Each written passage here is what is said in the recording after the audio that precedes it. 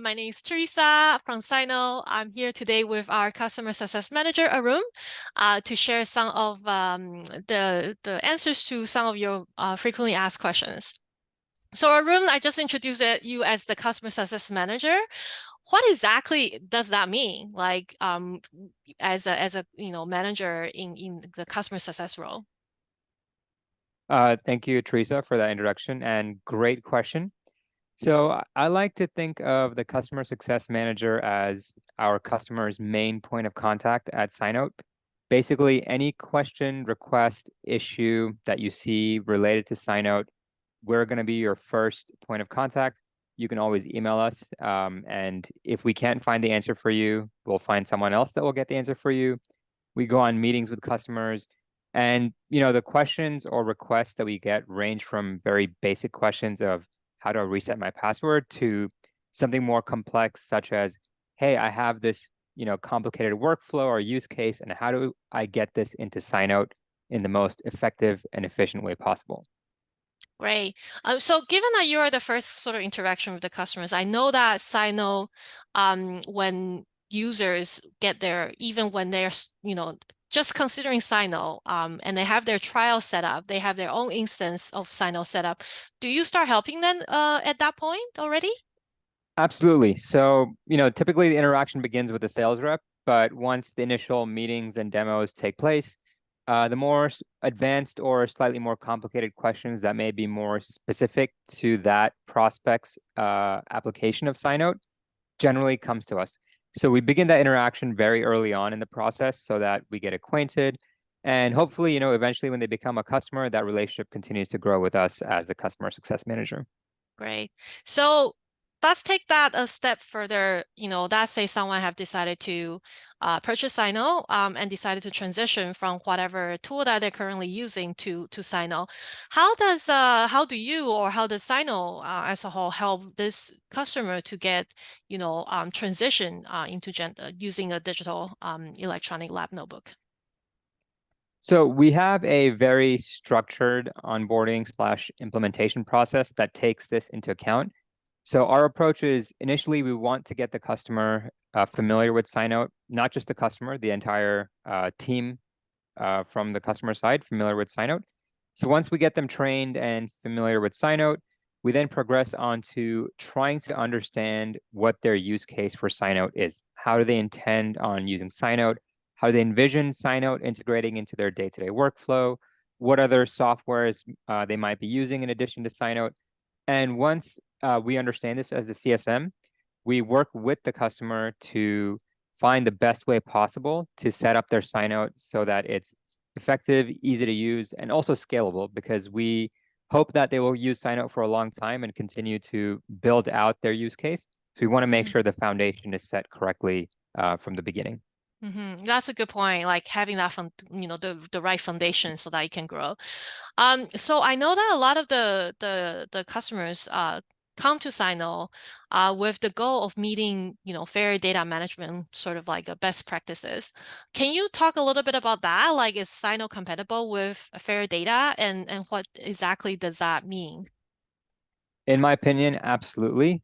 So, in a nutshell, FAIR basically stands for findable, accessible, interoperable, and reproducible.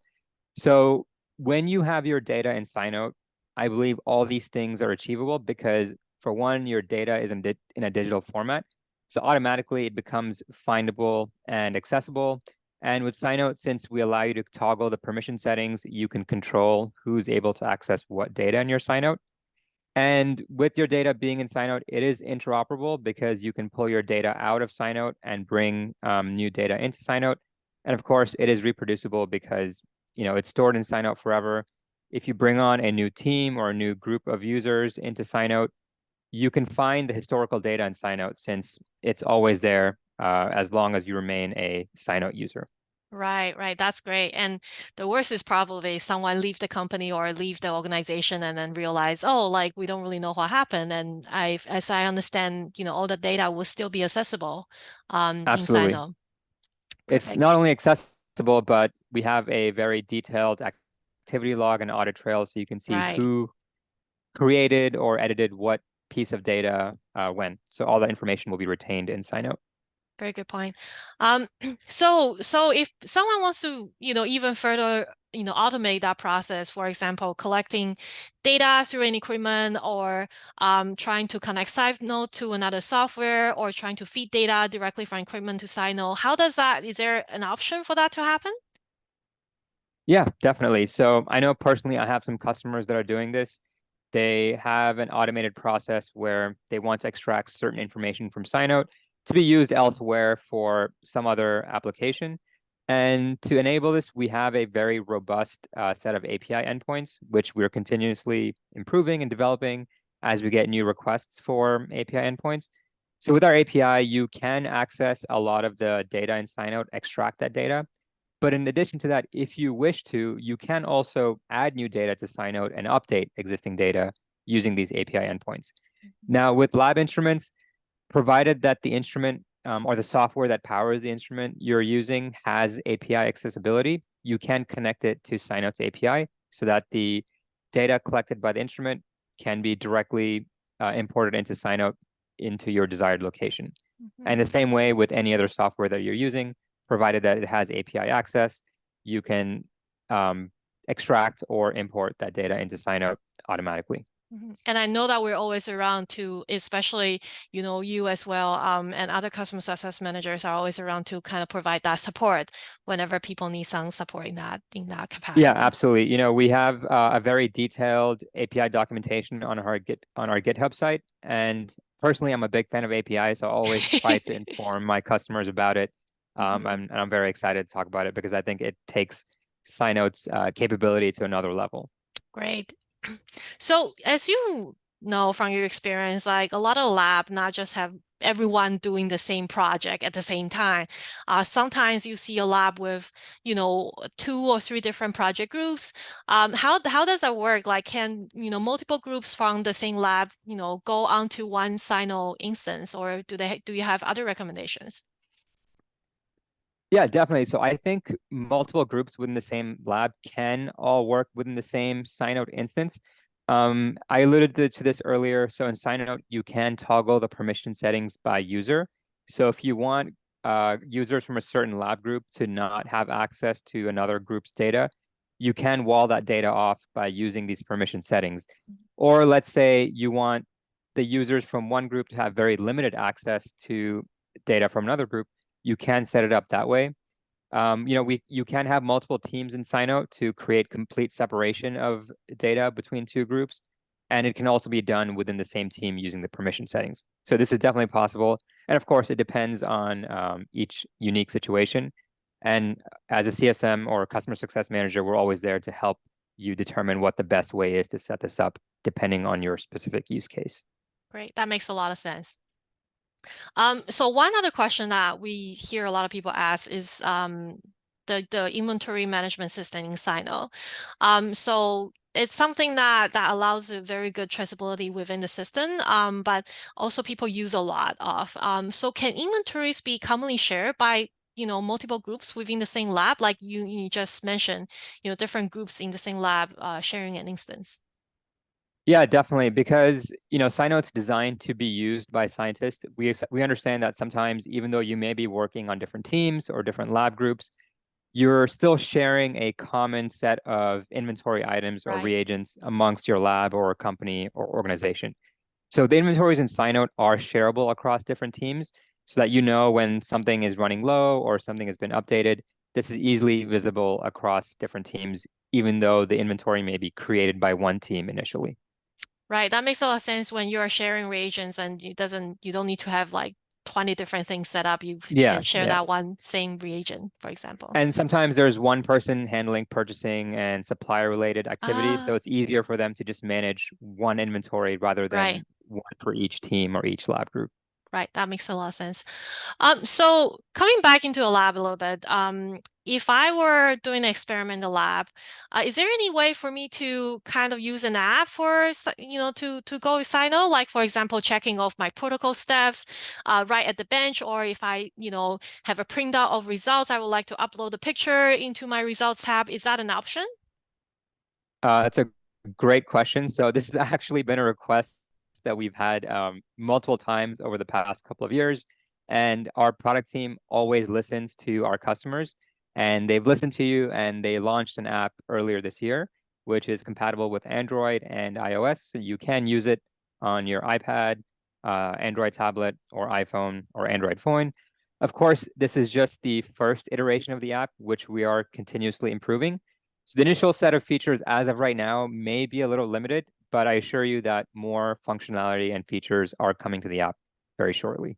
That's great to hear because such a time saver to not have Yeah, to print yeah. things out and then can just, do those activities at the bench. So as you know, in a lot of academic research labs, there's a lot of involvement from summer students, a lot of involvement from, a co-op part-time students and things like that. There's a lot of turnover that can happen, for undergraduate and summer students in a lab. How does this impact data organization ownership within SciNote? Do you have any insights for that?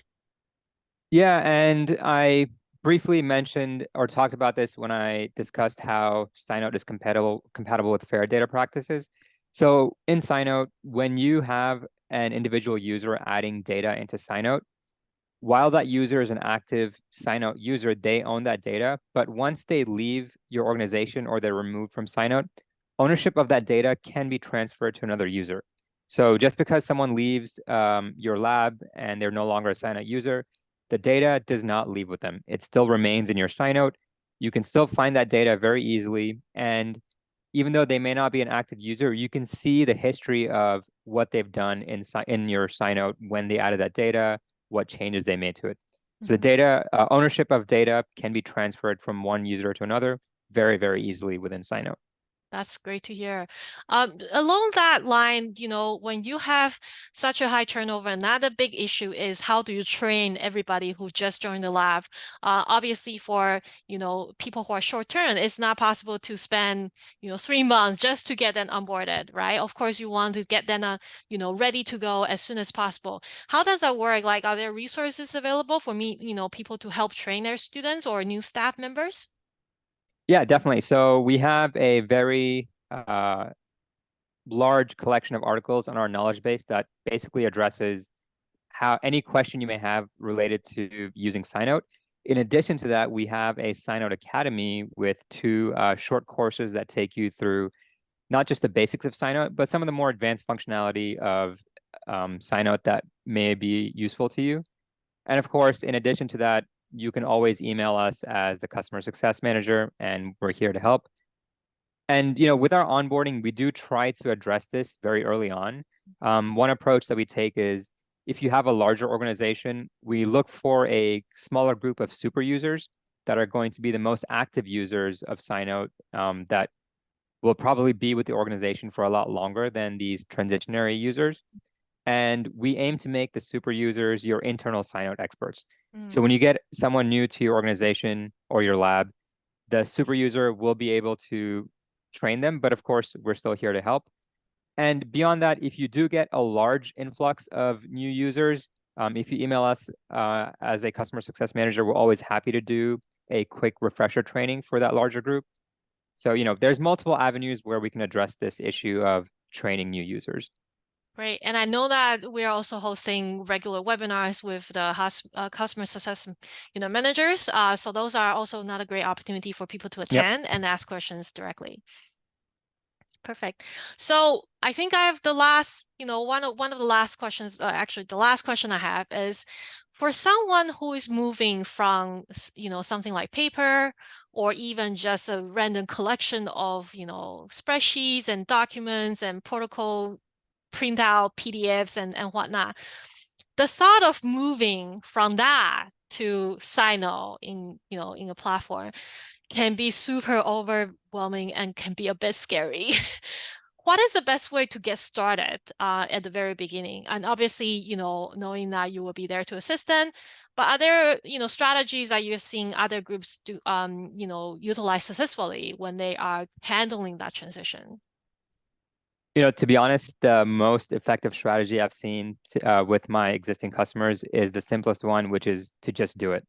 Right. Because you can sit there and ponder for hours what the best way is to get your historical data into SciNote, but that tends to lead to a lot of inertia, and you hear a lot of different opinions, and really you don't make any progress in a short amount of time. It ends up taking a longer time, and you sort of the motivation behind switching to an ELN sort of starts to diminish.